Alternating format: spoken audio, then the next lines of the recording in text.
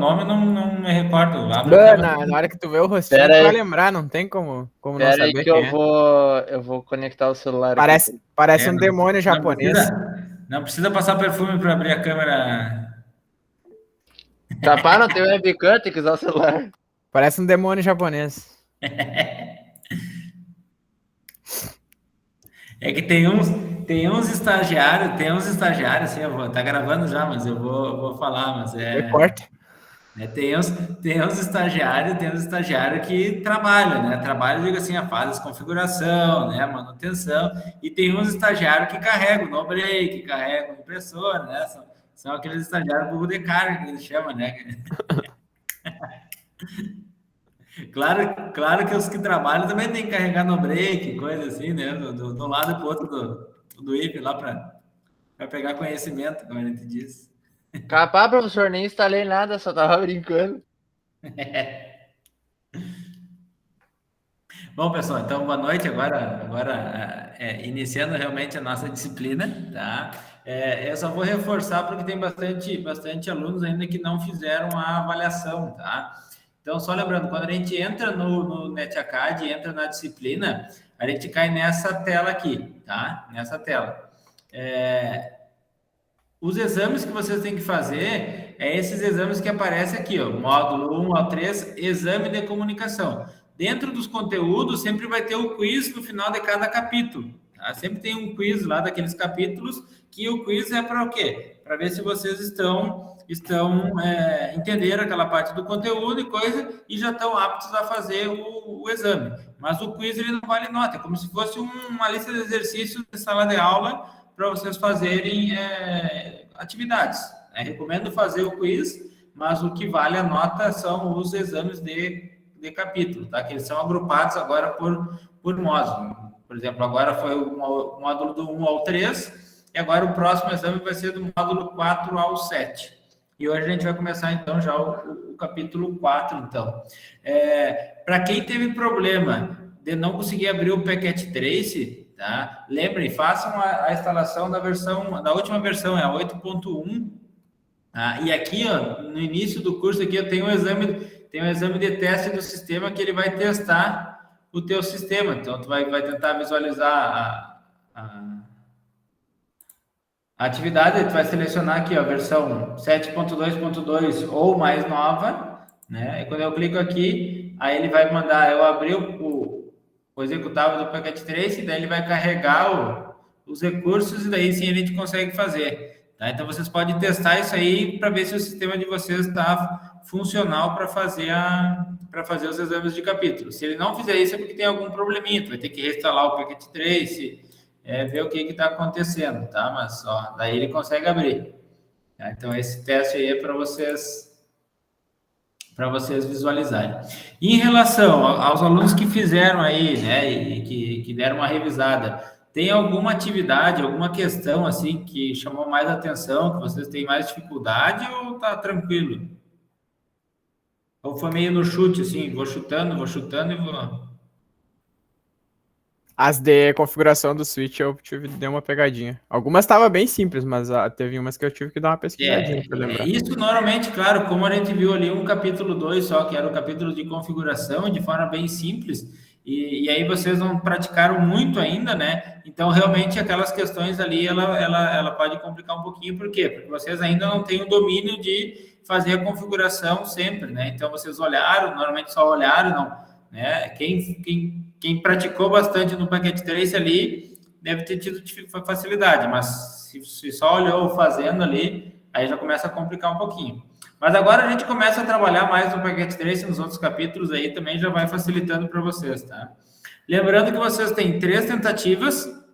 Então, quem fez e ficou meia boca, assim, acha que dá para melhorar a nota, pode refazer tranquilamente, tá? Só lembrando que sempre vai valer a última tentativa. Então, se tu tirou 90 na primeira e tu for refazer, tu vai refazer toda a avaliação, não vai fazer só as que tu errou, e tu tem a chance de piorar, né? Mas isso se piorou é porque chutou, né? Não porque tinha entendido. Vamos lá, vamos pro... Sorte que eu printei todas as questões. Mas ele troca, né? Um banco de questão, né? É verdade. Não dá nem pra colar.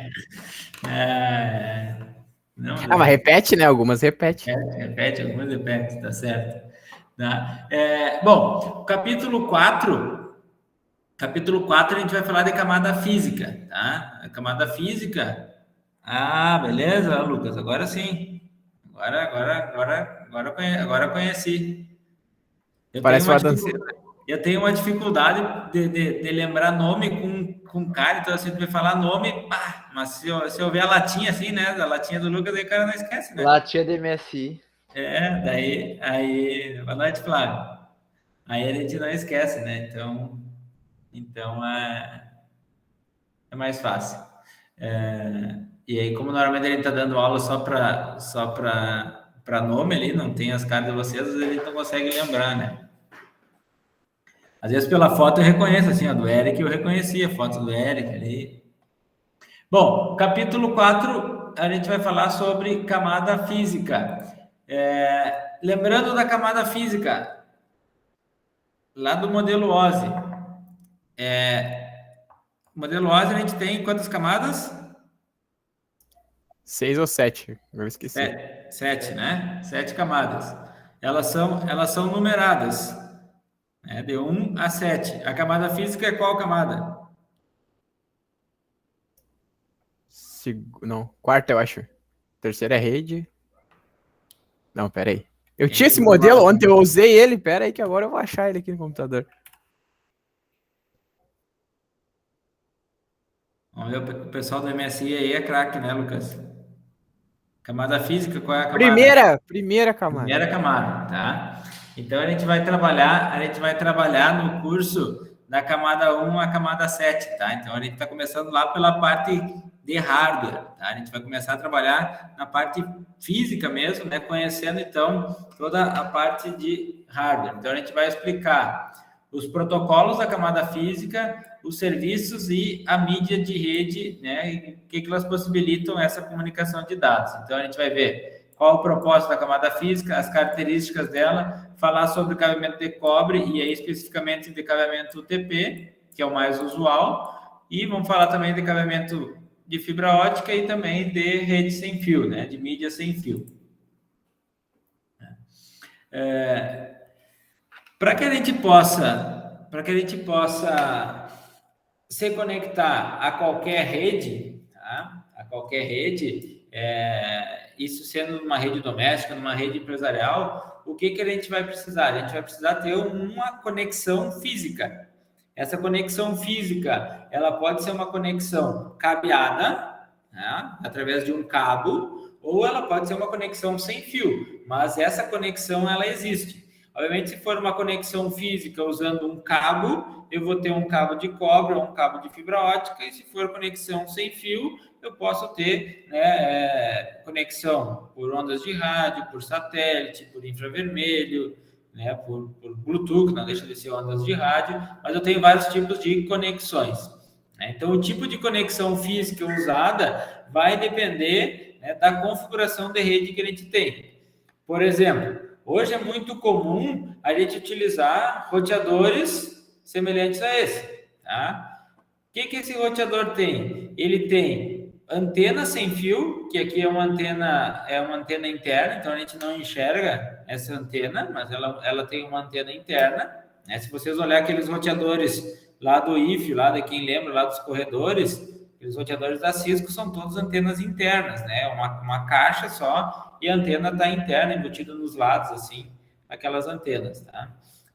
A gente tem várias portas de comutação Ethernet, tá? Que são portas de rede local, que a gente chama, tá? E eu tenho uma porta de internet. Tudo isso são conexões físicas que a gente tem, né? A gente vai conseguir fazer o acesso através desse dispositivo. No notebook, por exemplo, a gente também pode ter uma placa de rede cabeada, onde a gente pode fazer essa conexão a uma porta daquelas portas ali do meu roteador, uma porta Ethernet, ou eu posso fazer a conexão sem fio também, sem problema nenhum. Mas o meu computador, o meu laptop, o meu dispositivo, o meu host, ele sempre vai ter uma NIC, uma interface de rede, tá? um controlador de interface de rede, tá? Network Interface Connector. Então, aqui ele está mostrando, né, fazendo essa conexão, então, as placas de interface de rede, que a gente chama de NICs, Network Interface Controller, né, então, controladores de interface de rede, que vão conectar o dispositivo à rede. Isso é básico. Se a gente não tiver uma placa de rede, a gente não vai conseguir se conectar à nossa rede. Por exemplo, né, quando o pessoal trabalha com manutenção e coisa, e às vezes vai fazer a instalação dos drivers e não instala o driver correto da placa de rede, tu não vai conseguir acessar a rede de forma alguma, né? Claro que hoje as placas, normalmente elas estão vindo plug and play, né? Então, tu instalou qualquer sistema operacional, automaticamente já instala os drivers ali, pelo menos um drive padrão ali para fazer esse acesso, né? Então, a camada física do modelo OSI, ela vai fornecer os meios para transportar os bits que formam o quadro que vem da camada de enlace. Então, o que vocês têm que lembrar, né? Todas as camadas do modelo OSI. Então, a gente tem da camada 1 até a camada 7, camada física, camada de enlace de dados, camada de rede, camada de transporte, camada de sessão, camada de apresentação e camada de aplicação. Tá? Então, essas são as 7 camadas nessa ordem. O que acontece? A camada física é a camada mais inferior, tá? Mais longe do usuário que está acessando lá, por exemplo, o navegador na camada 7, eu estou lá na camada 1. Ela que provê todos os meios para quê? Para que aqueles bits possam ser transportados através de uma mídia, seja uma mídia cabeada, seja uma mídia sem fio. Esses bits, eles formam o quadro, né? Lembre disso, do quadro, que é da camada de enlace. Lembre daquele processo de encapsulamento? Eu tenho meus dados do usuário, que vem lá da camada de aplicação, né? Por exemplo, a minha página, está lá os dados. Essa aqui é a página que eu quero abrir. Passo para a camada inferior, daí, obviamente, que no modelo OSI, a gente tem ainda a camada de apresentação e a camada de sessão. Tá? Mas pense isso no modelo TCP/IP, ele vai passar para a camada de transporte que coloca o cabeçalho TCP. Passa para a camada de rede que coloca o cabeçalho IP. Passa para a camada de enlace, né, de acesso ao meio e coloca o cabeçalho Ethernet e um trailer. E aí sim, esses bits vão ser transmitidos do host de origem para o host de destino. Tá? Então, o que a gente tem? A PDU, que a gente chama, né? A unidade que a gente chama de cada camada, lá na aplicação são meus dados, na camada de transporte eu tenho o segmento, na camada de rede eu tenho o pacote e na camada de enlace eu tenho o meu quadro. Tá? Então, aqui quando ele fala... A camada física do modelo OSI fornece os meios para transportar os bits que formam um quadro da camada de enlace, tá? Através do meio físico. O que acontece? Quando chegou esse quadro para mim, o que a camada física faz?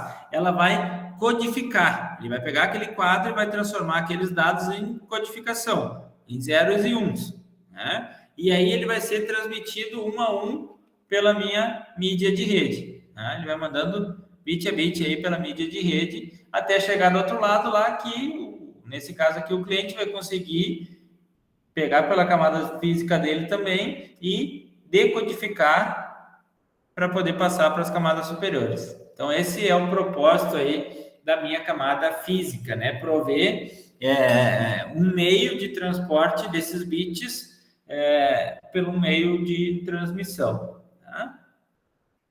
Ó, rapidamente. A camada física está relacionada apenas com conexão de rede com fio? Não, né? Falso. A gente pode ter conexão sem fio também. Quando um quadro é codificado pela camada física, todos os bits são enviados pela mídia ao mesmo tempo? Não, né? Vai indo 1 a 1. A camada física do dispositivo receptor passa bits até qual camada de nível superior? Camada física. Ela se comunica com qual camada? De enlace. De enlace. E qual PDU é recebido pela camada física para codificação e transmissão? Então, tá vindo meus dados lá das camadas superiores, né? Quando chegou na camada de enlace, ela manda para a camada física. Qual é a PDU da camada de enlace? Pacote? Quadro, segmento ou pacote? Pacote, eu acho, não? Ah, não. Segmento é de transporte, né? Isso. Pacote, então, eu acho, porque quadro Pensa assim, ó, pacote IP. Lembre disso, pacote IP. O IP é qual categoria, qual camada? Rede. rede. Então, pacote é na camada de rede. Quadro ou frame é camada de enlace.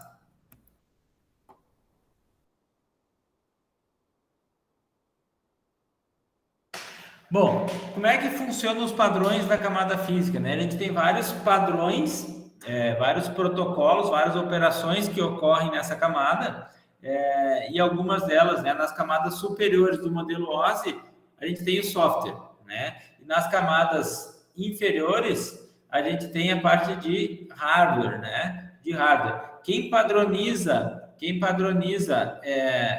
as camadas física e de enlace, tá? São algumas organizações, por exemplo, a ISO, a EIA-TIA, a ITU, ANSI, I3E. Já ouviram essas siglas ou não? Não.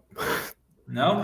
Quando vocês vão comprar um roteador sem fio, tá? Um roteador sem fio, seja lá da TP-Link, seja da Cisco, seja da D-Link, seja Xiaomi, qualquer um que for lá, tá? Qual é a especificação que vocês olham para o roteador? Quantas antenas? Quantas antenas? Frequência. Tá? E Rapaz, a frequência. Frequência. Quanto que ele tanca? E frequência. Frequência, tu diz de 2.4 a 5 GHz? Isso, exatamente. Isso. Para saber se as minhas paredes vai cruzar o Wi-Fi ou não. Tá. E aí eu te pergunto assim, e tu te preocupa com o padrão daquele roteador relacionado ao padrão da placa de rede sem fio que tu tem no teu dispositivo? Não, até porque eu nem sei qual é a placa do meu Por celular. exemplo, adianta eu comprar um roteador lá que eu tenho 6 antenas, 8 antenas, sei lá quantas antenas que tá vindo agora nesses roteadores aí mais novos, né? Se a minha placa de rede, do meu notebook é uma placa de rede, por exemplo, padrão G, vai aumentar a velocidade ou não da minha rede? Não. Porque ela não Não, consegue assimilar que é a o velocidade. padrão?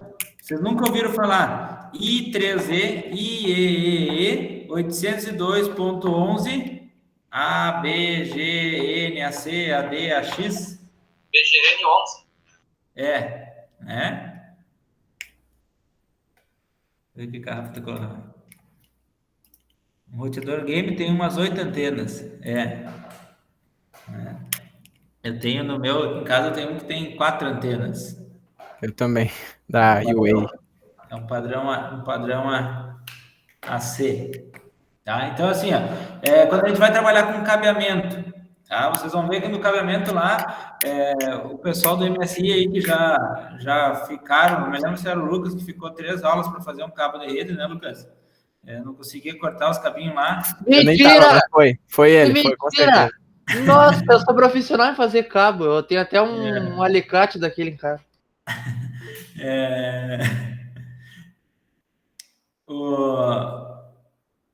Tu tem lá o padrão, por exemplo, 568A, 568B, padrão de pinagem de cores, que a gente vai ver mais adiante. Aquilo lá é substituído pela EIA-TIA. Tá?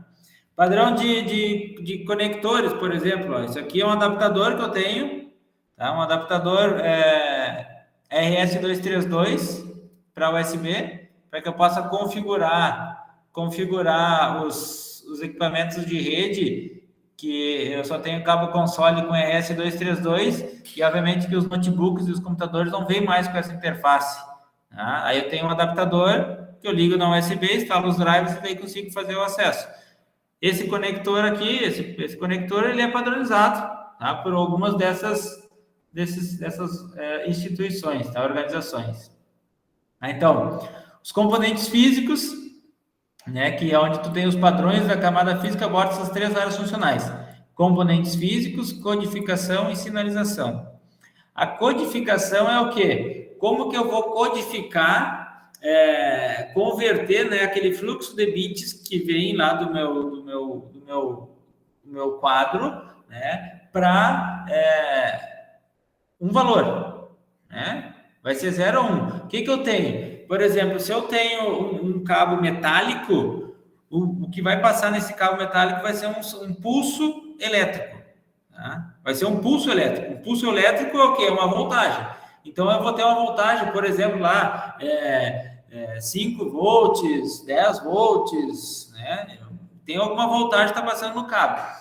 Como que é feita a codificação, por exemplo? Nesse caso aqui, eu tenho uma codificação Manchester, ele pega, quando tu diminui a voltagem, tu tem um bit 0. Quando aumenta a voltagem, tu tem um bit 1.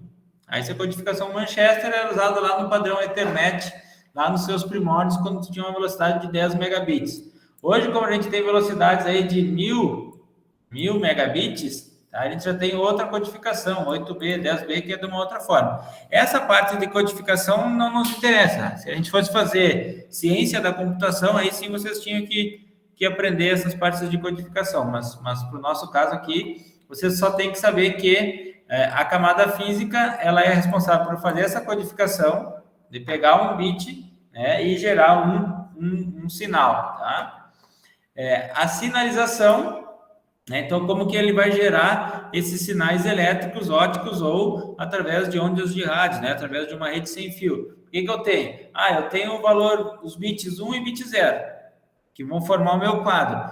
Quando ele vai passar isso num cabo de cobre, um cabo metálico, ele vai mandar um sinal elétrico. Então, ele vai ter que fazer essa sinalização. Se fosse um cabo de fibra ótica, vai ser um pulso de luz. Então, vai ter uma intensidade de luz que vai representar o que é bit 0 e o que é bit 1. E na mídia sem fio vai ser ondas, né? Ondas de rádio, que vai representar o que é bit 0 e o que é bit 1. Tá? Então, isso é feito a essa sinalização. Outro conceito muito comum que vocês têm que entender, que está relacionado à camada física, é a largura de banda. Tá? Os meios físicos, eles aceitam diferentes taxas de transmissão. Tá? Então, dependendo do meio físico que vocês têm, tu vai ter uma taxa de transferência, né? Vai ter uma largura de banda. Então, essa transferência de dados, ela geralmente é discutida em termos de largura de banda. Então, qual é a largura de banda que essa mídia de rede, esse tipo de meio de transmissão que eu estou utilizando, aceita? Qual é a quantidade máxima que eu posso transmitir? Tá? Isso é a largura de banda, né? Então, que é a capacidade na qual um meio pode transportar dados. Tá? Isso é a largura de banda e ela é normalmente medida em kilobits por segundo, megabits por segundo, gigabits por segundo, né? Então, sempre bits por segundo. Lembrem que ela, BPS minúsculo, quer dizer, bits por segundo. Né? Por exemplo, qual é a largura de banda da internet contratada de vocês?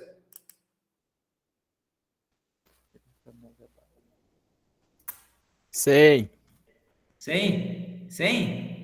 megabits. Só que não é megabits por segundo, né? Então, essa é a largura de banda. Te pergunto, tu consegue utilizar os 100 megabits por segundo sempre? Não, né? Não consegue. Tá? Porque o que vai determinar, na verdade, a largura de banda daquele meio primeiro, as propriedades do meio físico, e a tecnologia escolhida para a sinalização e detecção de sinais. Então, o que acontece? Aí eu pegar um cabo de rede, par trançado, por exemplo, que usa um cabo metálico, um cabo de cobre. O cobre ele tem uma resistência.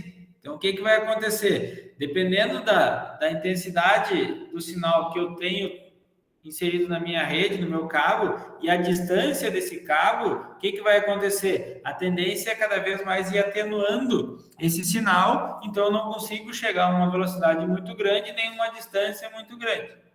né? Agora, numa fibra ótica, não tem uma atenuação de sinal muito grande, né? Então, dependendo do meio físico que a gente está utilizando, né, tu vai ter propriedades diferentes e aí sim velocidades diferentes, larguras de bandas diferentes. E pode usar um cabo de fibra óptica para transmissão de dados direto no computador, professor? Pode. Não é comum ainda, por quê? Porque ainda é muito caro tu comprar uma placa de rede de fibra ótica no teu computador e Sim. tu chegar com uma fibra ótica, por exemplo, a fibra ótica ela é feita normalmente ou de vidro ou de plástico. Então ela não é muito maleável, né? Dependendo da fibra, se tu fizer um ângulo de 90 graus, ela quebra. Tá? Não vai ter aquela aula sobre a fibra, professor, que o senhor lembra lá no médio lá que ensinava como emendar uma fibra ótica? Isso. Né? Por exemplo, assim, hoje o que a gente tem normalmente, tá? Tu tem a fibra ótica chegando até a tua casa, daí chega no equipamento e aí depois sai um cabo metálico para os outros equipamentos, né? Tu tem em redes empresariais, tu tem o backbone da rede, quer dizer o quê? Por exemplo, que liga todos os andares, que liga um prédio a outro, tu tem fibra ótica. O restante é cabo metálico, né? Então, claro que tu tem fibras bem maleáveis já, mas aí o custo é muito caro, aí não compensa. Entendi. Localmente, pelo menos, não. Ó, a Flávia tem um monte de fibra sobrando em casa. Vamos fazer as fusão. Então, ainda relacionado à largura de banda, quando a gente vai fazer a medição, né, a qualidade da largura de banda, a gente vai ter que incluir nessa informação latência, rendimento e dados úteis. São 3 informações diferentes, tá?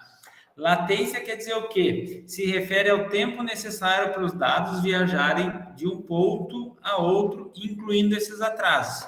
Por exemplo, eu quero medir a largura de banda, por exemplo, da minha casa até o servidor do Google. Posso medir qual é a largura de banda que está nesse canal. O que acontece? Vai passar por diversos outros dispositivos que vão ter que processar aquele pacote IP, né? E nesse processamento tu tem atraso, porque ele vai ter que abrir o pacote, ler as informações, escolher a rota e encaminhar. Então tu começa a ter atraso. Isso é latência. Tá? Isso é latência. Tá? Taxa de transferência ou rendimento, né? Ali ele usou 2 termos diferentes. Taxa de transferência, né? É a medida da transferência de bits através de uma mídia durante um determinado período. Quando a gente faz aquela medição da velocidade da internet, a gente está fazendo a medição da taxa de transferência.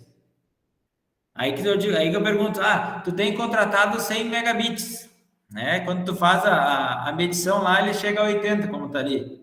Por quê? Porque tu tem atraso, tu tem várias outras coisas ali que tu não consegue utilizar os 100%. Tá?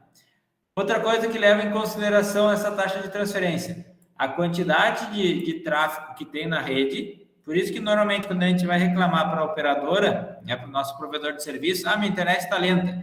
Não, conecta o teu computador diretamente ao roteador e, né, desliga todos os outros e faz o teste só desse computador. Não é assim? Hoje ainda os próprios roteadores, tu consegue fazer o teste do roteador. Então, quer dizer, tu não tem nenhum atraso do roteador para o computador ainda. Então, faz direto do roteador. Né? Daí tu consegue ter um valor mais real. Tá? O tipo de tráfego que tem, então, dependendo do que a gente está trafegando na rede, tu pode ter um dado mais pesado, um dado mais rápido, né? Vamos dizer assim, por exemplo, eu estou carregando um vídeo, eu estou carregando um texto. Então, tem diferença. Estão me escutando? Positivo. Sim. Positivo. Eu estou acompanhando pelo WhatsApp aqui, achei que estava travado ali e tivesse caído. Beleza. Isso é o protocolo aquele, né? A confirmação se vocês entenderam ou não. Se vocês receberam ou não o sinal. E também tem a latência criada pelo esse número de dispositivos, que também isso vai interferir nessa taxa de transferência. E a gente tem os dados úteis, que é o quê?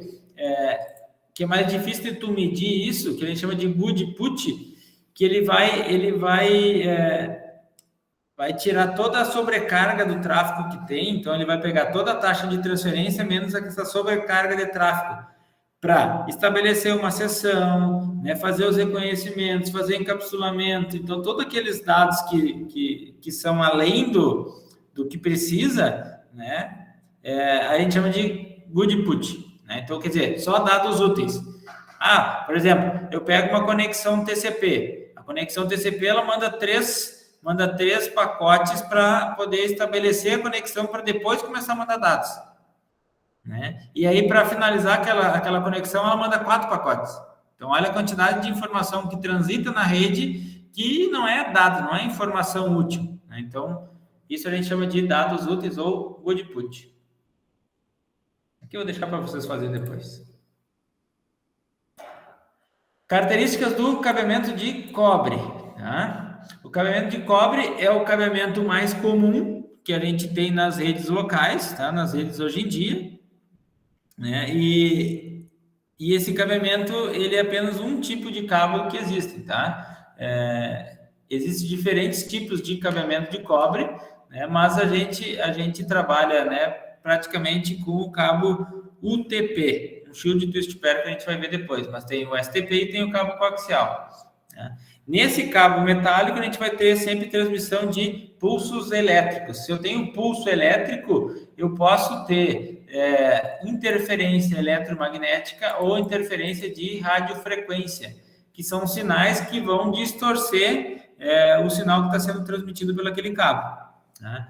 E eu também posso ter um problema de diafonia. Tá? Essa diafonia ela é causada pelos campos elétricos ou magnéticos de um sinal de um fio para um sinal de um outro fio adjacente. O que eu tenho? No par traçado a gente tem 4 pares, então quer dizer, a gente tem 8 fios, né? E aí o pessoal, né? Tu pega lá os técnicos de rede, lá vão fazer o cabeamento e fazem a conectorização mal.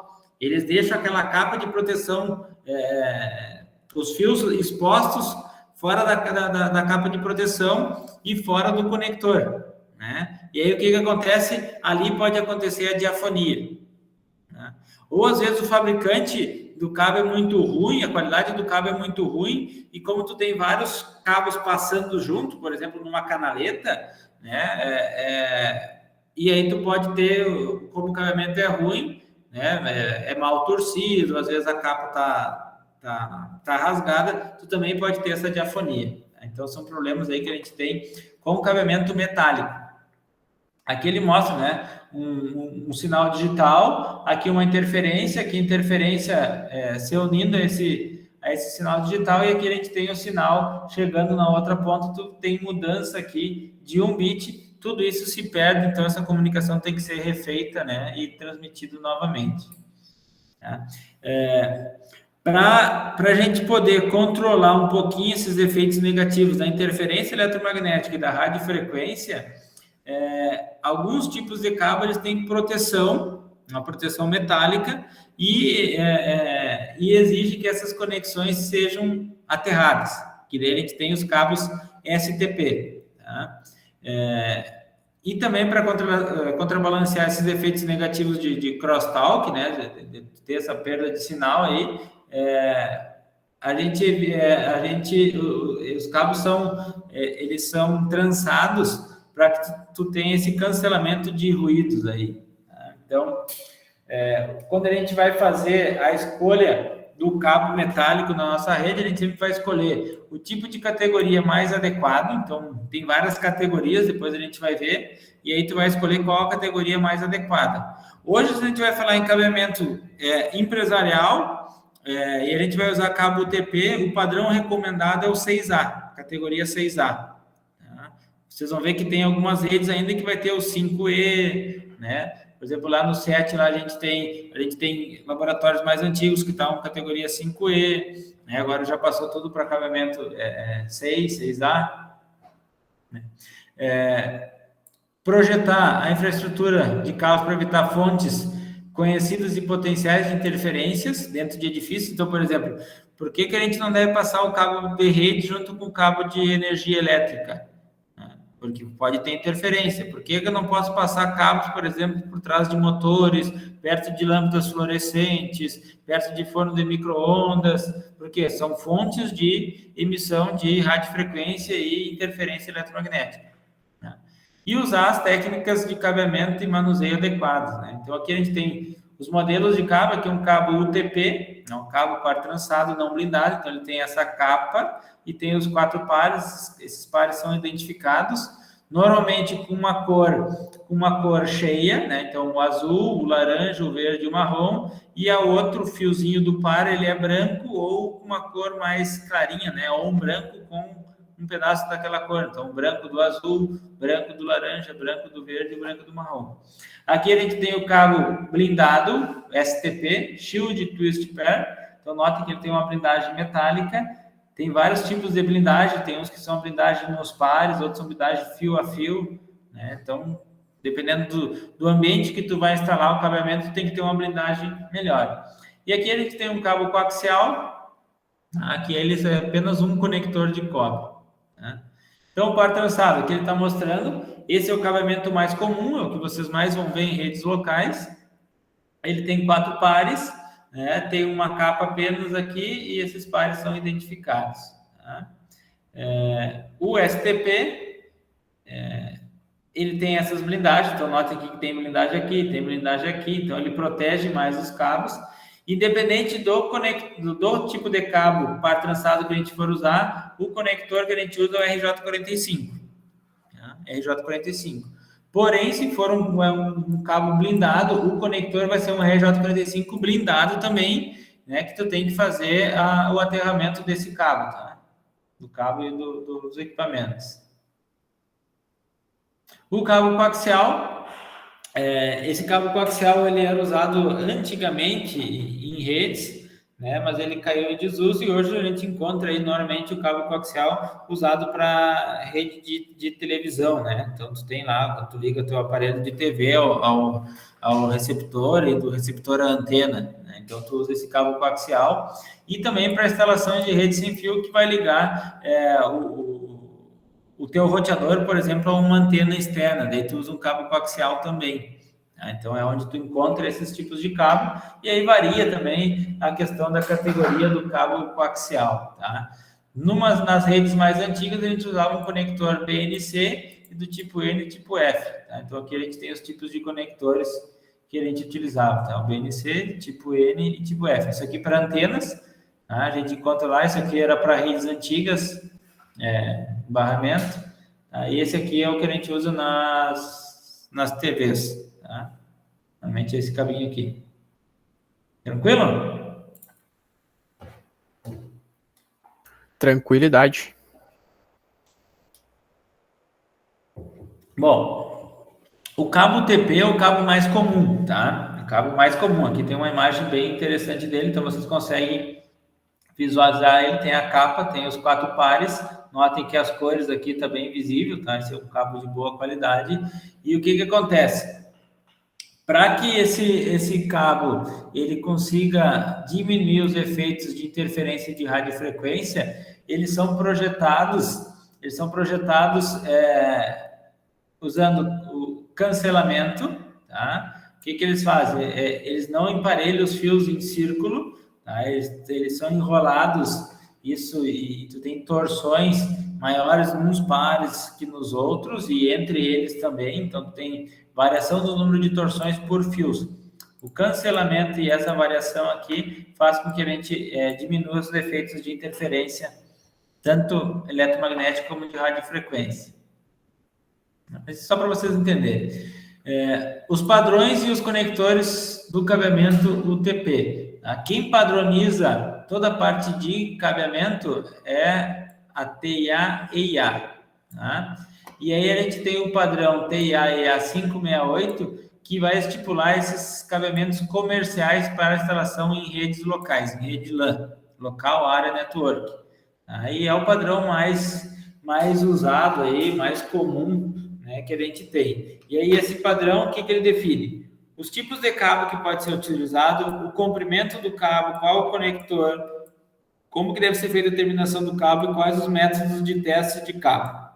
Tá? O que normalmente o pessoal faz? Tá? Normalmente faz o cabeamento e tá beleza, né? Só que tem empresas, por exemplo, que vai ser contratado para montar o cabeamento de um banco. Aí eles vão ter que pedir lá, eu quero o cabeamento seja certificado no padrão EIA-TEA 568.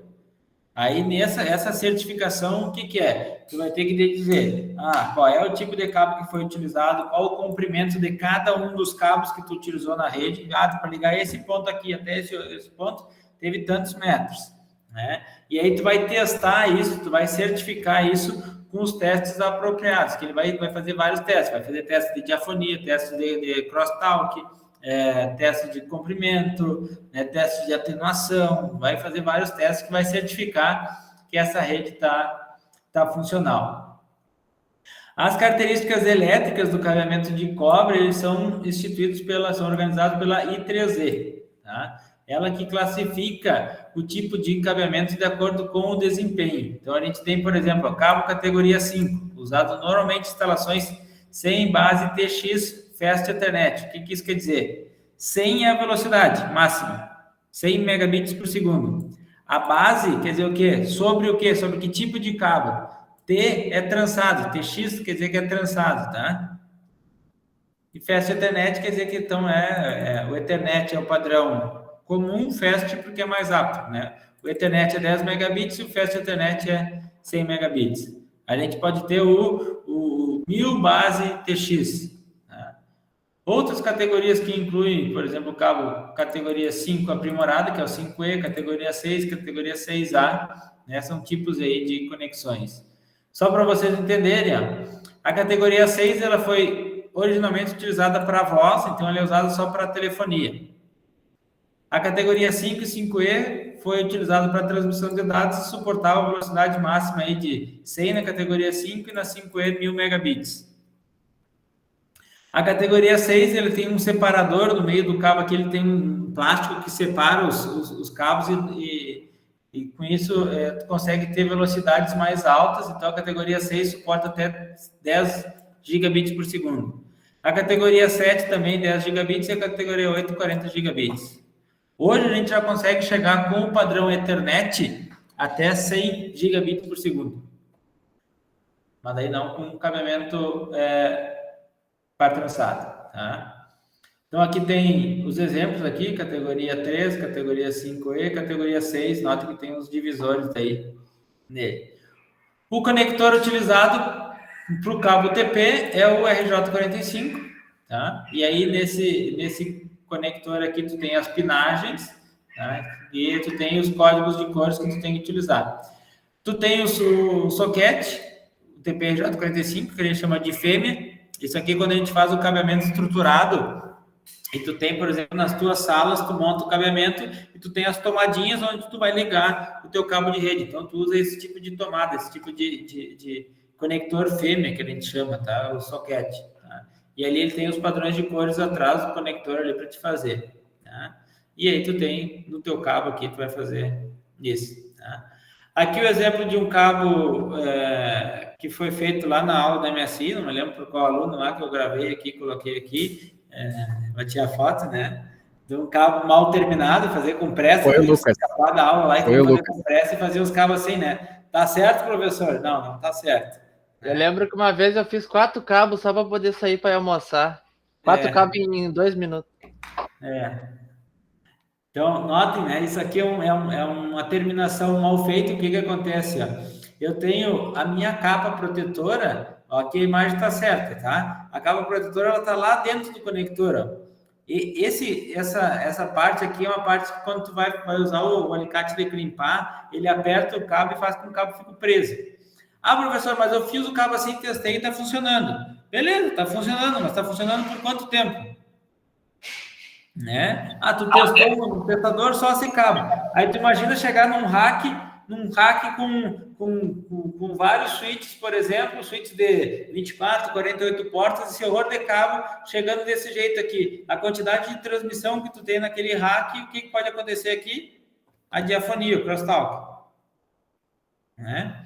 Então, isso aqui tá mal feito. O que acontece? Outra coisa, às vezes o pessoal faz isso e aí tu tem o computador em cima da mesa, né? E aí tu vai ficar, o cabo fica dependurado. Então, ele fica fazendo, com a força da gravidade, o cabo fica pesando. O que vai acontecer? Como ele não tem o cabo preso aqui, ele fica forçando no conector, daqui a pouco lá ele perde o contato lá na frente, lá, que é onde tem os pinos, e teu cabo para de funcionar.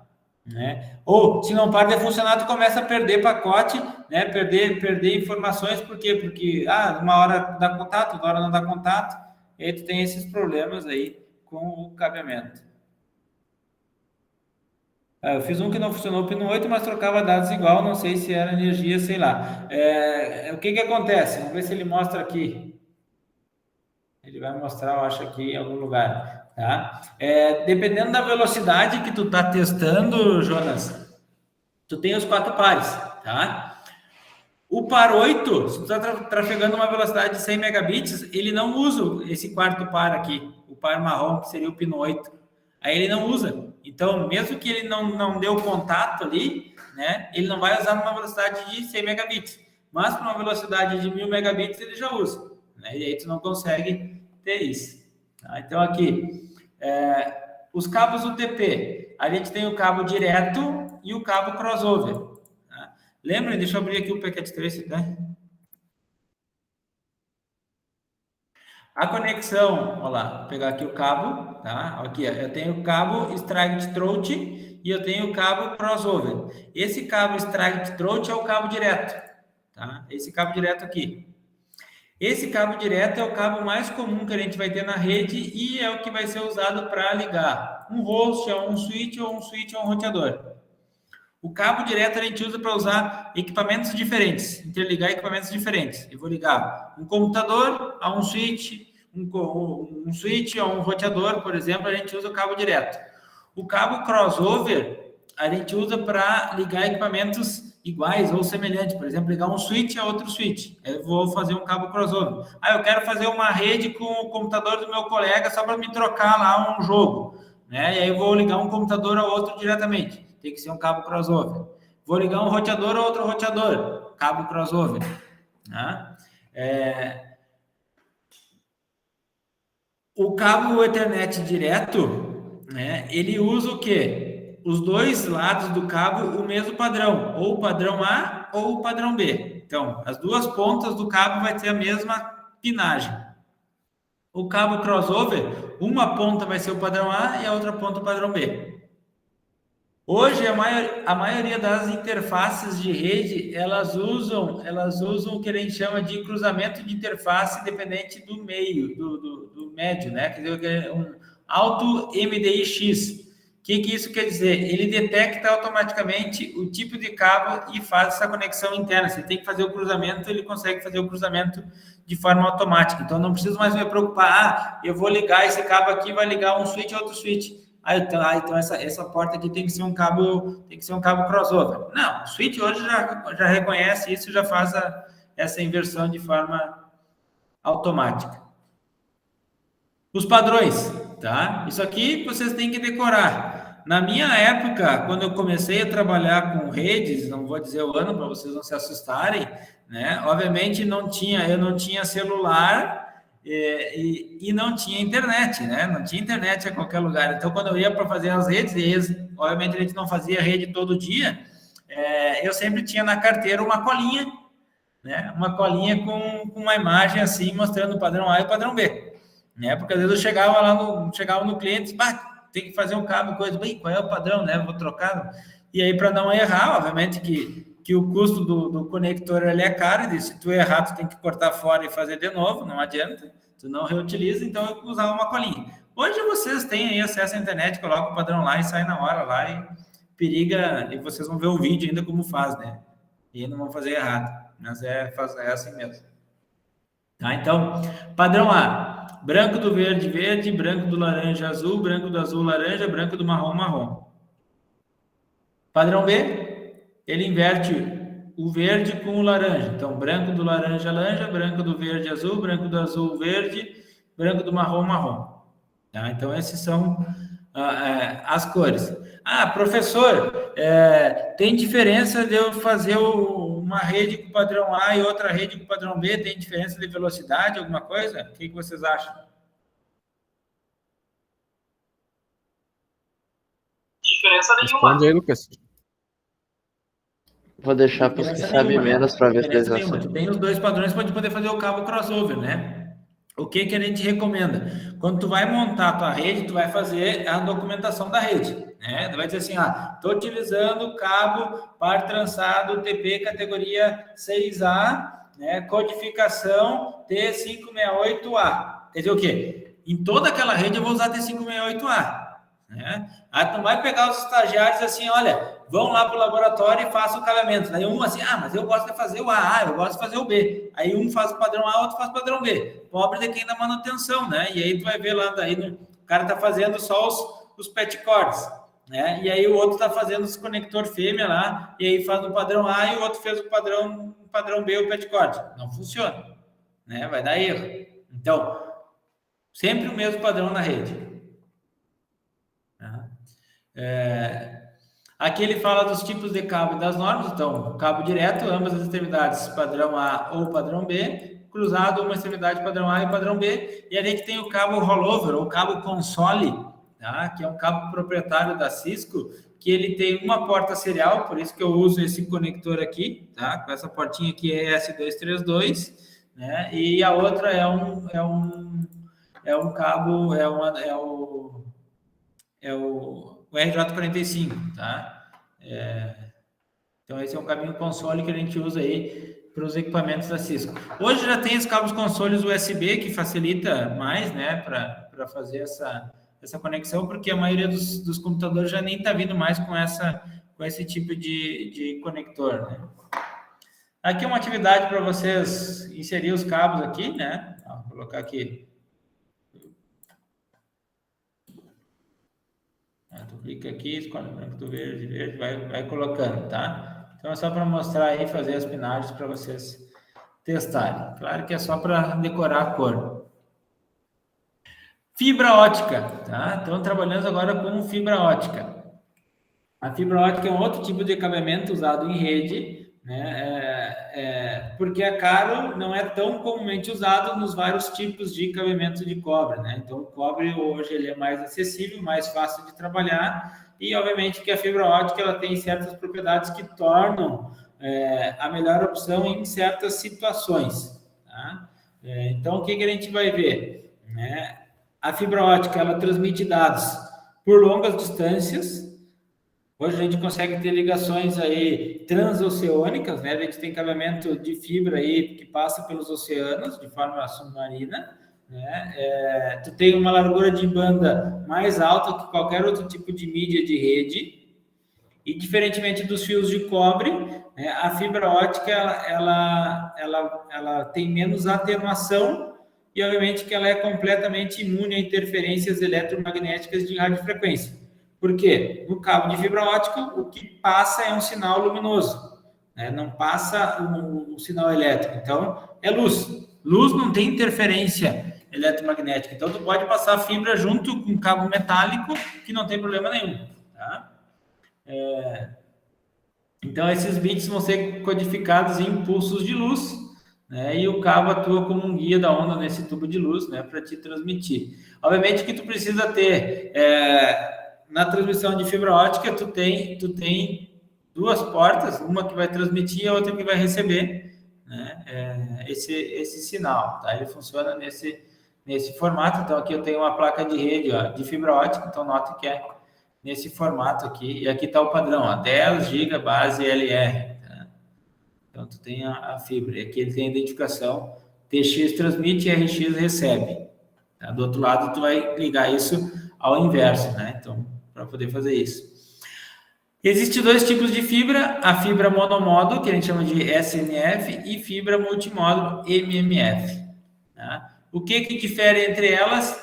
O tamanho do núcleo. Tá? O tamanho do núcleo da fibra. A fibra ela é mais ou menos a espessura de um fio de cabelo.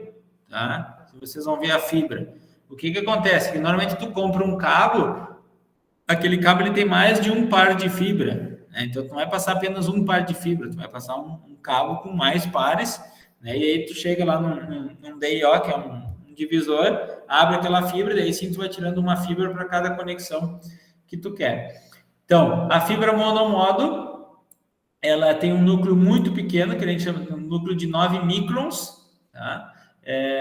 E aí tu vai ter que usar uma tecnologia de laser para te conseguir transmitir esse sinal nesse núcleo. Quando eu tenho uma fibra de multimodo, desculpe, eu tenho um núcleo maior, eu já tenho um núcleo lá de 50 microns ou 62,5. Agora o mais comum é o de 62,5, de 50 até deixar de utilizar. E aí eu consigo utilizar nesse núcleo um sinal através de um LED. Né? Um LED é muito mais barato que um laser, concorda? Né? Mas aí ele tem uma dispersão um pouquinho maior e com isso a gente consegue ter links aí, por exemplo, de 550 metros com fibra de multimodo. Né? Uma largura de banda, por exemplo, de 10 GB. Da multimodo aí tu tem centenas de quilômetros que tu pode trabalhar aí com fibra monomodo. Tá? Então, para distâncias curtas, tu vai utilizar uma fibra de monomodo que ela vai ter um custo menor, né? E mesmo assim tu vai ter altas velocidades. Quando tu quer distâncias maiores, aí normalmente tu vai usar uma fibra de monomodo. Aonde que a gente usa acabamento de fibra? Tá? Em redes corporativas, normalmente elas são usadas no backbone, né? Ou entre dispositivos da infraestrutura de conexão, né? Na parte do núcleo da minha rede. Por exemplo, dentro de data centers é comum utilizar a fibra ótica, porque o data center é o meu backbone, lá a parte central onde vai mais transmitir dados. A gente tem as redes FTTH, Fiber to the Home, que é o que os provedores hoje estão entregando, né? Então, tu chega com um serviço de banda larga até a resistência, ou até aquela pequena empresa, né? E daquele ponto, tu tem o roteador que tu vai por rede sem fio ou por rede cabeada metálica. Redes de longo curso estão utilizadas por um provedor de serviço para conectar países e cidades, e redes de cabos submarinos que também eles usam para essas soluções confiáveis de alta velocidade e de alta capacidade, que eles podem aí sobreviver no ambiente marítimo, né, a distâncias transoceânicas. Quem quiser pesquisar depois, existem vários vídeos de passagem de fibras através de navios, coisa bem interessante, tá? Mas não vou perder um tempo. Uma coisa interessante, aí o que dificulta bastante projetos de fibra ótica é o quê? No par trançado, a gente tinha o conector RJ45, o único conector, tá? Nas questões de fibra, a gente tem uma variedade de conectores e todos eles são padrões, né? Então, o que difere entre eles, tá? O tipo de conector vai ser a dimensão desse conector e o método de acoplamento, como que ele é acoplado na fibra, tá? Então, aí tu tem algumas tecnologias melhores, outras piores, né? Então, aqui a gente tem, por exemplo, o conector de ponta reta, que a gente chama de Strike Tip, ST, ó, esse conectorzinho aqui. A gente tem o conector SC, aí esse aqui já é mais comum, né? Eu tenho o conector LC, versão menor, ele é uma versão um pouco menor que o SC. Então, conectores pequenos ou locais estão crescendo bastante a popularidade deles. E aqui a gente tem um outro tipo de conector LC duplex, tá? Multimodo, então, também. Esses são alguns, tá? Existem vários outros tipos de conectores.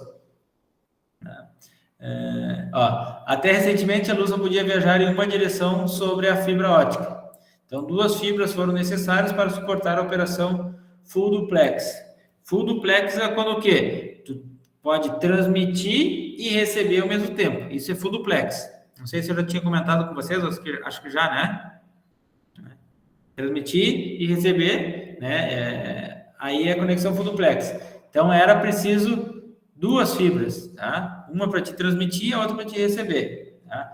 Portanto, os cabos de conexão agrupam 2 cabos de fibra e terminam com um par de conectores. Alguns conectores de fibra aceitam fibras de transmissão e de recepção em um único conector, conhecido como conector duplex, né? Então, que é formado por outro tipo aí de conexão e tem como base o BX, que a gente chama, tá?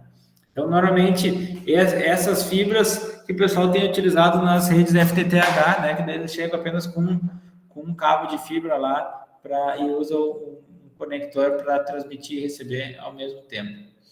O que acontece? Tu chega com um cabo de fibra, esse cabo de fibra tu abre dentro de um DIO, que é um divisor, e aí tu vai ter que fazer a ligação desse divisor até o teu equipamento. Aí tu tem esses cordões, esses cabos de conexão. E aí tu tem os cabos de conexão de diversos tipos, porque tu pode ter variação de tecnologia de fibra, né, que tu precisa fazer essa adequação. Por exemplo, eu tenho um equipamento que a porta do meu equipamento usa esse conector aqui, o ST. Né? Aí o outro equipamento usa um conector LC.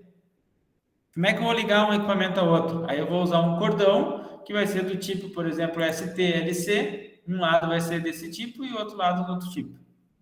Isso tu compra pronto, tu não vai ficar fazendo essas fusões aí. Tá? Tem algumas que tu compra o quê? Tu compra com um conector só, né? Com os dois conectores de um lado e do outro lado vem cortado. Aí tu vai fazer a fusão naquilo lá. No laboratório eu tinha todos esses cabos para mostrar para vocês lá, infelizmente aqui só por imagem, né? Mas no laboratório de redes, se vocês tiverem a oportunidade depois, a gente pode visitar lá e conhecer eles, tá?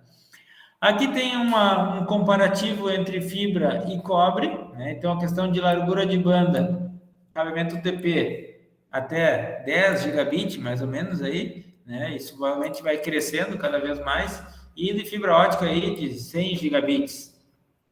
A distância do cabimento UTP até 100 metros, né? E aqui a gente consegue ter, por exemplo, né, 100 mil metros, né, com fibra. Questão de imunidade e interferência eletromagnética, o UTP ele tem baixa imunidade e a fibra ótica é totalmente imune. Mesma coisa de perigos elétricos. No cabimento metálico eu tenho perigo, né? Eu tenho baixa imunidade, né? E já na fibra ótica é totalmente imune. Então, é muito comum, às vezes, o pessoal fazer um cabeamento metálico no ambiente externo, né? Ontem até estava conversando com os alunos ali de uma outra turma, né? Mas lá em casa é assim. Eu disse, mas não dura a tua rede lá, provavelmente, porque é em cima de um aluzinco, né? Que pega chuva, pega sol, o cabo vai ressecando, aí tu tem uma descarga elétrica, queima os equipamentos, daí volta e meia tá sem funcionamento. Por quê? Porque ele tem perigo elétrico, né? Tá passando sinal elétrico. Então, se cair uma descarga elétrica naquele cabo, né? Provavelmente ele vai queimar os equipamentos das pontas. O custo da mídia dos conectores no cabeamento metálico é mais barato e na fibra é mais caro. As habilidades para fazer a instalação do cabeamento UTP é menor em relação à fibra. Tá? Enquanto lá o Lucas consegue fazer um cabo UTP em 4 horas, né? Se ele vai fazer na fibra, ele vai levar 4 semanas, mais ou menos. Né, Lucas? Mais ou menos isso, né? Para conseguir fazer uma fusão lá funcional. Não, e é baratinho os bagulho que tu usa para fazer, né? Bem em conta. E a questão com segurança, né? No cabeamento metálico, tu não tem tanta preocupação, já na fibra tu tem que ter essa segurança no manuseio, pode quebrar a fibra, inserir no olho, né? Tu ficar cego, se tu tá transmitindo na fibra um laser, por exemplo, e tu direcionar para o olho, tu pode ficar cego. Então tem vários problemas aí de segurança quando trabalha com fibra. Pode ter mais coisas aí para vocês fazerem? Questão de meios físicos sem fio, né? O que é muito popular hoje, né? Então, o que a gente vai ter nesse meio físico? O sinal ele vai ser transportado através de sinais eletromagnéticos, né? Através de frequências de rádio ou de micro-ondas para ser transportado. Obviamente, isso possibilita a gente ter opções de mobilidades, né? O número de dispositivos sem fio aumenta tranquilamente, né? Tu não tem essa preocupação, mas em compensação tu tem que levar algumas considerações relacionadas a limitações da mídia, né? Da rede sem fio. Área de cobertura, né? Então dependendo da tecnologia que a gente está utilizando, né? E no ambiente que tu tem, tu vai ter uma limitação de distância, né, que tu tem nesse meio. Se estiver no ambiente aberto é uma, se estiver com materiais de construções, com outras estruturas, tu vai ter uma limitação menor. né? Aí o pessoal diz assim, eu quero um roteador que dê cobertura em toda a minha casa. É muito difícil, né? Mesmo a casa sendo pequena, muitas vezes, né, tu tem essa dificuldade de vai ter algum ponto cego, que a gente chama lá, sem sinal dentro de casa, porque tu tem interferência da parede, tem interferência de outros objetos. Por exemplo, tu pega interferência de canos d'água que tu tem, isso vai dar uma interferência grande, micro-ondas, né? Então, por exemplo, nunca é interessante deixar o teu roteador na cozinha, porque é onde o local que vai ter mais interferência, tu tem a geladeira, né? Então, são lugares aí que não deve utilizar. Questão de interferência, ele é bastante suscetível a interferências, né? E ele pode ser interrompida por dispositivos comuns, como telefone sem fio, né? Outros tipos de luzes fluorescentes, fornos de micro-ondas, outras comunicações sem fio, então tu tem muita interferência na comunicação sem fio. Questão da segurança, como tu não tem necessidade de tu ter um cabo ligado ao computador, basta que tu esteja na área de cobertura daquele sinal, então tu pode aí tentar fazer o acesso não autorizado a essa rede, né? Então pode ter um comprometimento da segurança da rede. E as WLANs, né, os meios compartilhados, que também utilizam aí os cabos de conexão de fibra. Então, eles operam em half duplex, né, o que significa que apenas um dispositivo pode enviar e receber por vez, né? Então, a gente vai ver que tem um método de acesso CSMA/CA que faz esse controle, né? Então, se tiver muitos usuários na mesma rede, né, a tendência é que a velocidade da rede diminui bastante. Os tipos de meio físico sem fio, então quem padroniza é o I3E, né, que é o responsável por fazer essa padronização, e aí eles padronizam a questão de codificação de dados por sinal de rádio, frequência e potência, requisitos de recepção e codificação e projeto e construção de antenas. Então, os padrões aí mais comuns que vocês têm para a rede sem fio. Tá? A gente tem o Wi-Fi, que na verdade o Wi-Fi ele é um nome comercial, tá? A gente chama de Wi-Fi, mas não é, né? Que é o padrão 802.11. Então, se vocês olharem na placa de rede de vocês, olhar no roteador de vocês, vai dizer lá 802.11 e aí vai ter o padrão. Tá? Então, essa é a tecnologia de rede sem fio, que chama de WLAN, que geralmente a gente chama de Wi-Fi, né? Então, ele usa um protocolo baseado em contenção, né? Com acesso múltiplo e detecção de portador, que a gente chama de CSMA/CA. Tá? Tem a rede Bluetooth, que é o padrão I3E 802.15, então esse é para pequenas distâncias. Tu tem o WiMAX, que é um outro tipo de rede de banda larga aí que a gente tem, né, que é o padrão 802.16.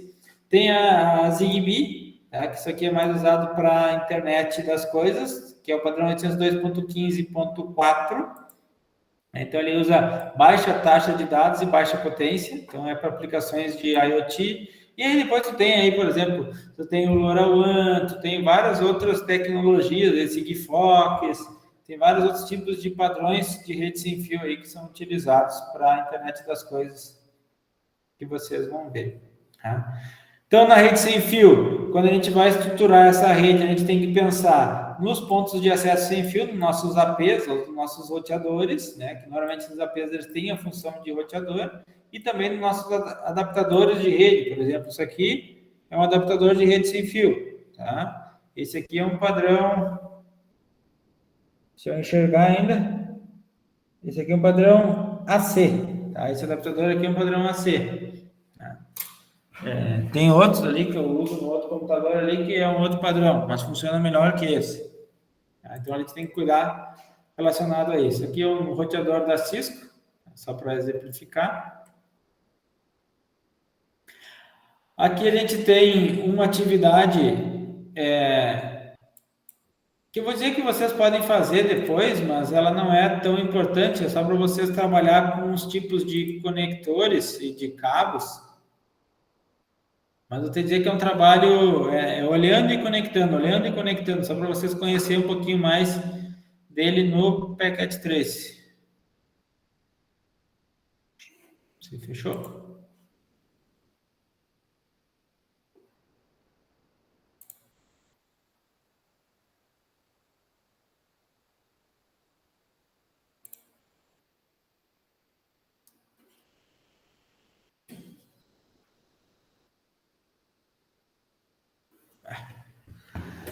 Tá abrindo.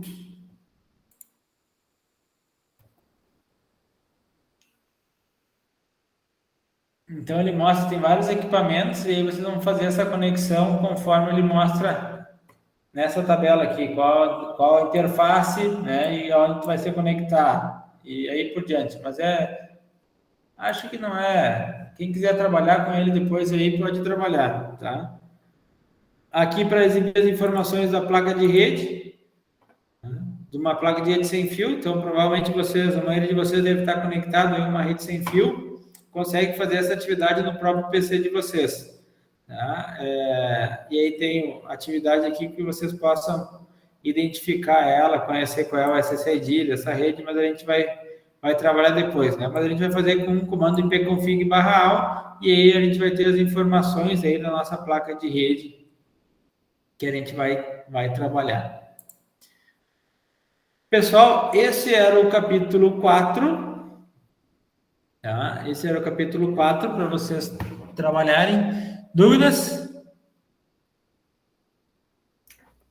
Não. Não? O capítulo 5, acredito que seja um capítulo que vocês já conheçam e já dominam. Tá? O capítulo 5 ele vai falar sobre sistemas de números. Binário e hexadecimal e decimal. Estão lembrados ou não? Sim. Bah, tá louco. Como calcular, né? Como calcular ali, fazer a conversão de um valor em decimal para binário, de binário para decimal, de hexadecimal para decimal e para binário. Lembram isso ou não? Eu lembro do conteúdo, mas eu esqueci como que faz. Quase nem fiz, quase Era, nem fiz. era matemática. Isso A gente aqui teve vai isso ser esse ano muito ainda. importante, vai ser muito importante quando a gente trabalhar mais adiante lá no capítulo 11 e 12 aqui, tá? Principalmente para trabalhar com segmentação de rede, tá? Para a gente trabalhar com subredes. É muito importante isso e para a gente também saber qual é o tamanho da nossa rede que a gente vai ter. A gente precisa saber como fazer isso aí. É bem tranquilo, tá? Eu sei que vocês faziam, provavelmente quem trabalhou essa disciplina com vocês deve ter sido lá na introdução, deve ter sido, não sei quem, mas quem é que trabalhou essa parte com vocês? Quem é que ensinou? Essa parte dos cálculos, se não me engano, foi em matemática que a gente viu, não foi? Mas a parte de... Ah, é verdade. Matemática, ele vai dizer assim, para vocês transformar, foi com o Rafael, para vocês transformar um decimal para binário, divide por 2 e pega o resto, e coloca invertido. Isso, né? Isso aí, exatamente. Para fazer de decimal, de binário para decimal, pega os algarismos ali, né, os valores e multiplica, né, por 2 elevado na sua potência. 2 na 0, 2 na 1, 2 na 2 e soma tudo, né? Basicamente é isso. Em redes, a gente usa um outro método que a gente usa por posição, tá? Então, o que a gente tem? A gente tem, em redes, IPv4, a gente vai ter 8 bits. Então, a gente vai ter um endereço IPv4, ele tem 32 bits e ele é dividido em 4 octetos. Então, 4 grupos de 8 bits. Então, tem que saber valores exponenciais de 2 de 8 casas. Então, 2 na 0 é 1, 2 na 2 2 na 0 é 1, 2 na 1 é 2, 2 na 2, 4, 2 na 3, 8, 2 na 4, 16, 2 na 5, 32, 2 na 6, 64, 2 na 7, 128. São esses valores que vocês têm que saber. Peguei um número binário, ó, 1, 1, 0, 0, 0, 0. O que eu tenho que fazer? 128 mais 64. 192. Ah, tá. Lembrei. Tá? Fazer o processo inverso, tá? De decimal para binário. O que a gente faz? Pega a mesma coisa aqui, tá? Tem aqueles 8 valores. 128, 64, 32, 16, 8, 4, 2 e 1. Pegar um valor 192. 192 é maior ou igual que 128? Maior. Maior. Bit 1. Tá? Vai um bit 1. que tu vai fazer? 192 menos 128. Vai dar quanto? Isso aí. 64. 64 é maior ou igual que 64? É igual. Bit 1. 64 menos 64. Agora tu consegue fazer da cabeça, né, Alisson? Certo. Dá 0. 0 é maior ou igual que 32? Menor. É menor. Então, 0. 0 é maior ou igual que 16? 0. 0, 0, 0, 0. Tá? E aí tu vai fazendo isso, né? Testando um por um, até que tu consiga chegar a essa conversão. Então, por exemplo, aqui, ó. Aí eu converto, por exemplo, se eu pegar o endereço IP aqui, ó, 92.168.10.11. Eu vou fazer isso aqui para cada um desses valores. Então, pego o 192. 192, maior ou igual que 128? É maior, né? Bit 1 aqui, subtral. 64. 64 maior ou igual? Igual. Boto o bit 1, adiciono 0, avanço. Ó, aí vai dar tudo 0 restante. Aí depois eu vou pegar o 168. 168, maior ou igual que 128? Maior. Bit 1, 40. 40 é menor que 64. Bit 0, testo o outro. E assim por diante. É muito mais fácil. Essa tabelinha de valor posicional é sempre a mesma, então. É sempre a mesma. E se a gente fosse trabalhar, por exemplo, com mais de 8 bits, né? O que eu ia ter depois do 128? É o dobro dele, não seria? 200 e... 256. 200 de CC. 56. 256. Depois do 256. O dobro disso. Pensa em memória RAM. 256 vezes 2. 512. 512. Depois de 512. 1024. Depois. 2048. Depois. Isso aí daí. Para! 2096. E assim por diante. É dessa forma, entendeu? Então é tranquilo da gente trabalhar isso. Dá para fazer um algoritmo para fazer isso pra gente também, que é bem mais Aqui simples. tem um joguinho, tá? Esse jogo do binário aqui é legal para vocês praticarem isso de cabeça. Né? Aqui ele começa a falar do endereço IPv4 só para vocês poderem fazer isso. Então aqui ele está mostrando, ó, eu tenho um endereço IPv4 que é a representação em decimal pontuada, então 192.168.10.10, e aqui a gente transformou esses valores para binários. Aqui a gente tem os octetos, ó, então está mostrando os octetos, e aqui o endereço de 32 bits. Mais adiante vocês vão precisar disso. E o sistema hexadecimal, vocês vão ter os valores de 0 a F. Tá? Então, 0 a 9, A, B, C, D, E, F. Para mim representar um algarismo hexadecimal, eu uso 4 bits binário. Tá? 4 bits binário. Então, olha lá, 0, 0, 0, 0 é 0. 0, 0, 0, 1, 1. O F, tudo bit 1. Tá? E em hexadecimal a gente tem, então, se transformar para decimal, a gente vai ter os 16 valores de 0 a 15. Tá? De 0 a 15. O que acontece? Com o IPv6, a gente trabalha a representação dele em hexadecimal. Tá? Em hexadecimal. Então, cada algarismo do endereço, eu vou ter 4 bits em binário. Então, por exemplo, aqui eu tenho, ó, 2001, 2 pontos, DB8, 2 pontos, OSCAD, 2 pontos, 1, 2 pontos, 2 pontos. Esse aqui é o endereço IPv6.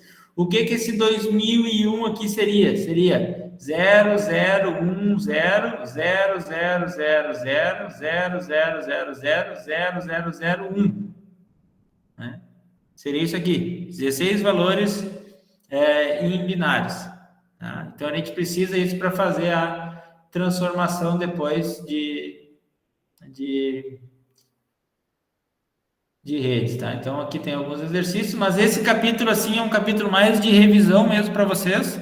Então, eu passei ele rapidinho aqui, só para a gente ganhar tempo aí. Obviamente, acho interessante vocês fazerem essas atividades aí para lembrar, né? Mas depois a gente, quando for trabalhar lá na questão aqui dentro vai ter algumas informações que a gente vai precisar disso, tá? Porque a gente vai usar o endereço MAC, a gente vai usar endereço IP, e daí vocês vão ter essa relação já de notação binária e notação hexadecimal, tá? Então, vocês precisam, então, entender esse capítulo também de sistemas numéricos, tá? Mas isso é uma revisão dentro do curso, mas na área de redes é sempre importante a gente frisar.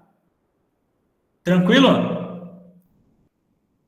Tranquilidade. O capítulo 6 e o capítulo 7 eu vou deixar para a próxima aula, tá? Porque isso aqui, eu não vou deixar a aula grande hoje, porque aí esse capítulo aqui de camada de enlace, tá? Que a gente vai começar a falar do quadro do enlace, que é muito importante para que vocês consigam entender. Então, eu não vou trabalhar isso aqui. E essa questão de switching Ethernet aqui também é muito importante trabalhar junto com esse capítulo 6. Então, isso aqui eu vou deixar para a próxima aula. E aí vocês têm, então, aí como atividade rever esses dois capítulos aqui, o 4 e o 5, fazer os quizzes, e quem ainda não fez o exame referente aos módulos 1, 2 e 3, tá? Daí fazer esse exame aqui. Notem que o próximo exame, ele vai ter o módulo 4, módulo 5, 6 e o 7. O 4 e o 5 vocês já viram, a gente vai ver na próxima aula o 6 e o 7. Em relação à nossa organização aqui da disciplina, a gente está atrasado, tá? Notem que a gente está aqui hoje, a gente trabalhou o capítulo 4 e capítulo 5, que seria lá no dia 3/9, a gente já está no dia 16, ó. A gente estaria aqui trabalhando o capítulo 9 já, tá? Mas é tranquilo aí da gente recuperar. Então, na próxima aula a gente vai ver esses dois capítulos, e aí vocês já vão fazer o exame do capítulo, e depois a gente já começa a trabalhar aí capítulo 8 e 9, depois a gente pode trabalhar eles juntos. Só uma dúvida, professor. Diga. Esses envios de atividade de módulo 1 e 3, exame aí, a gente precisa enviar alguma coisa para contabilizar ou não? Só não, ignora. eu coloquei aqui só para vocês receberem a notificação daí no e-mail, porque tem gente que não acessa o NetAcad, né? Se eu olhar aqui, se eu sair fora aqui e olhar como é que tá os acessos de vocês aqui no NetAcad aqui, tem gente que não acessou ainda o curso, entendeu? Então, vou mandar pelo Siga lá, que aí pelo menos pelo Siga ele recebe a notificação, ó. Olha lá, tem gente que não acessou, ó, tá? Tem gente que acessou só 1º de setembro, né? Outros nunca acessaram. Esses aí eu tô preocupado, eu não sei o que eu vou fazer com esses, né? Então por isso que eu coloquei no Siga lá para vocês acompanharem também por lá, porque quando vocês abrem o Siga, tem aquela atividade lá, tá cobrando lá. Então, por isso que eu coloquei aqui no dia 16. Beleza. Né? Mas, quer dizer, a atividade está aberta. Se vocês quiserem refazer, né? Se vocês quiserem refazer, ela pode refazer. E quem não fez, por favor, faça o quanto antes aí para a gente poder ter essa noção aí. Tá, beleza? Perfeito. Por hoje, então, era isso. Se vocês não têm mais dúvida. Feito, professor, então. Feito. Até. Boa noite. Boa noite. Boa noite. Pra ti não, Lucas. Boa noite, não. Então tá. Boa noite. Até mais.